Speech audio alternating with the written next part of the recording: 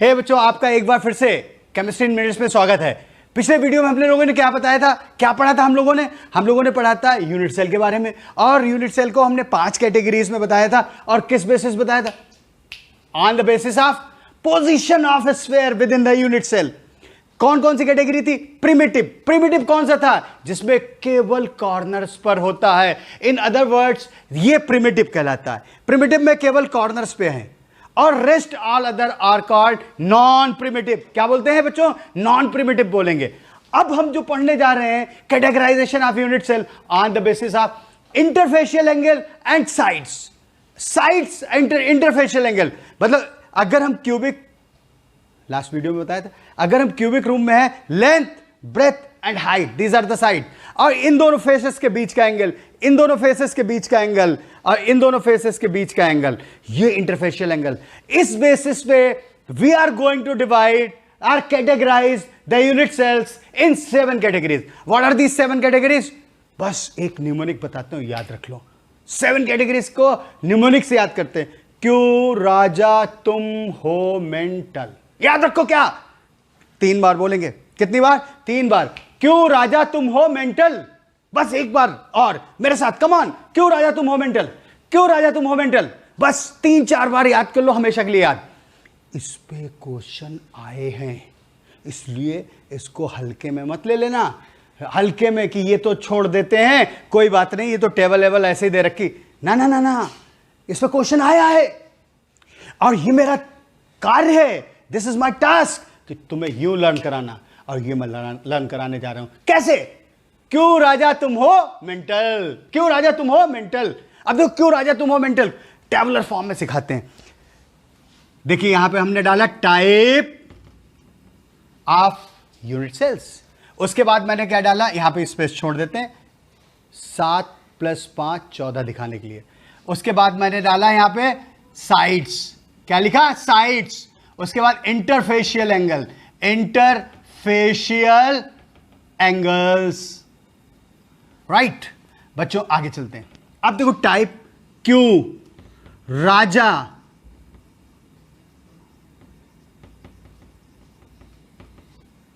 तुम, क्यों मतलब क्यूब, राजा रोम्बोहेड्रल, तुम टेट्रागोनल, टेट्रागोनल। हो हेक्सा, हो एच से आता, H for hexagon, hexagonal. O आर्थोरोम्बिक, आर्थोरोम्बिक।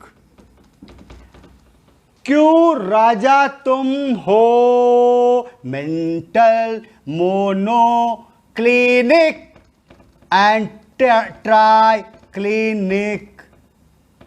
Mental, monoclinic and triclinic. अच्छा बच्चों, अब इसको न्यूमेरिक से हम लोगों ने याद तो कर लिया। न्यूमेरिक से क्या कर लिया? याद तो कर लिया। अब रिलेशन बहुत आसानी से सिखा दूंगा। टेबल से मिला लेना और फिर आंखें बंद, टेबल बंद और अपनी बुक बंद कर देना और खुद लिख देना याद। अब देखिए, क्यूब में all sides are equal, A = B = C। उसके बाद बेटा रोम्बोहेड्रल, A = B = C। मैंने इसी तरीके से अलाइनमेंट किया कि आपको easy to learn. A = B = C। पहले दो में ऑल 3 साइड्स आर सेम, अगले दो में 2 साइड तो सेम हैं बट तीसरी नहीं है।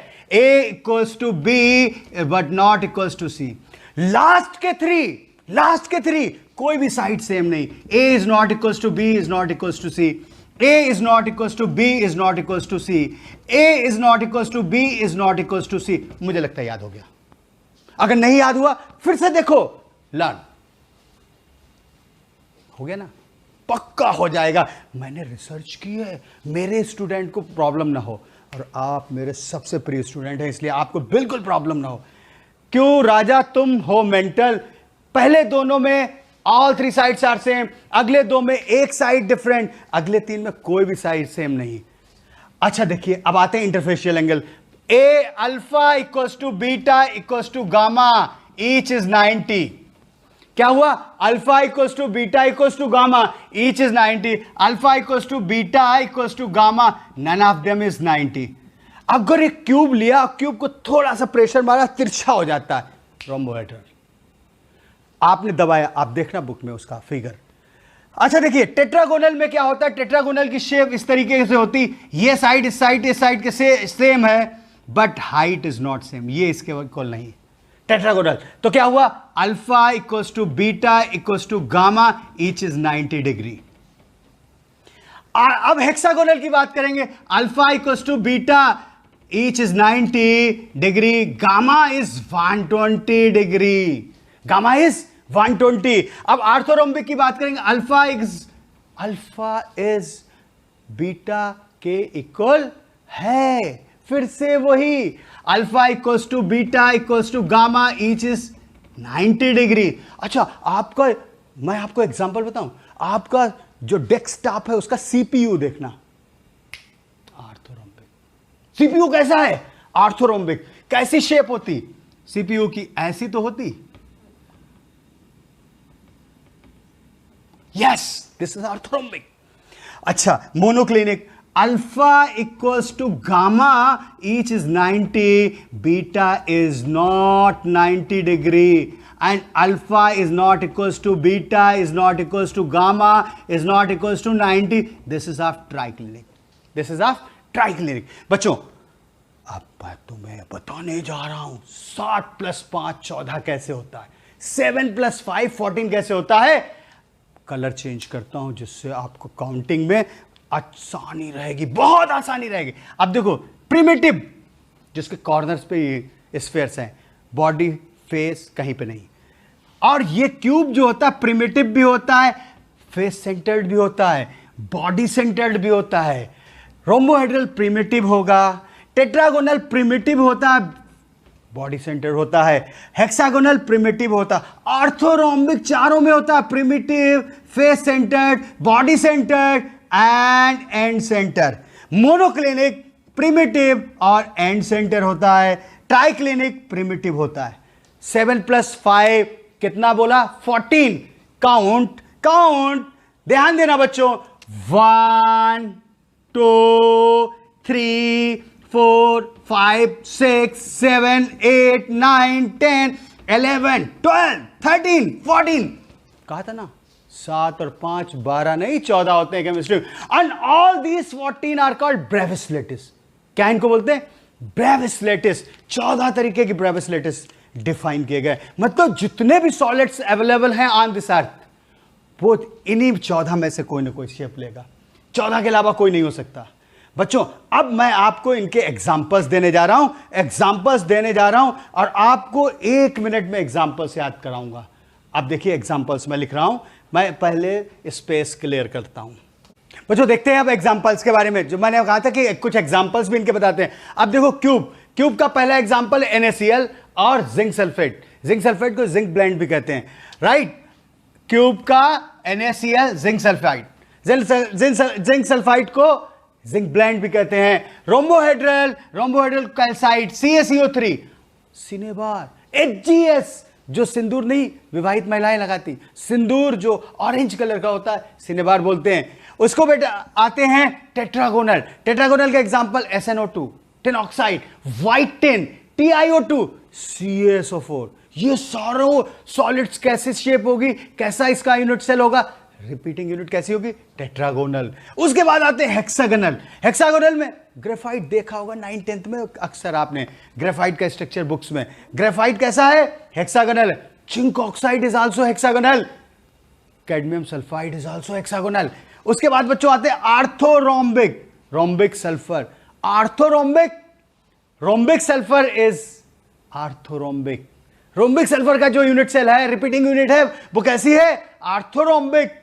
और KNO3 भी आर्थोरोम्बिक होता है, BaSO4 भी आर्थोरोम्बिक है। याद हो गया ना, ऐसे 2-3 बार रिवाइज करोगे हमेशा के लिए याद हो जाएगी। Now I am coming to monoclinic, again sulphur की एक फॉर्म है। मोनोक्लिनिक सल्फर का जो क्रिस्टल स्ट्रक्चर अगर हम देखते हैं तो उसकी रिपीटिंग यूनिट कैसी होगी, मोनोक्लिनिक।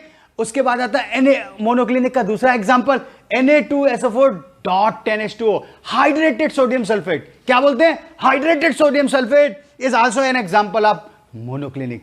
अब आते हैं ट्राइक्लिनिक एंड लास्ट। अब ज्यादा टेंशन नहीं आपको आएगा, triclinic last. K2Cr2O7 potassium dichromate. D block में इसका एक पूरा प्रोसेस है, प्रिपरेशन प्रॉपर्टीज। चुटकियों में सिखाऊंगा, प्रॉमिस कर रहा हूं, याद नहीं करना पड़ेगा। लोग कहते हैं इनऑर्गेनिक रटने वाली है, नहीं बिल्कुल नहीं रटने वाली, मैं हूं ना। ट्राइक्लिनिक का क्या, K2Cr2O7। दूसरा example hydrated copper sulphate CuSO4.5H2O। Last one is orthoboric acid, boric acid. These are all about the examples of all these 7 type of repeating units on the basis of sides and interfacial angle। मुझे लगता है आपको याद हो गया होगा। अगर याद हो गया है, अच्छे से समझा दिया मैंने, तो एक काम करना बिल्कुल नहीं भूलना है। क्या क्या? Like, subscribe and share. Thank you very much. जल्दी मिलते हैं नई वीडियो, नई ऊर्जा के साथ। तब तक के लिए गुड बाय।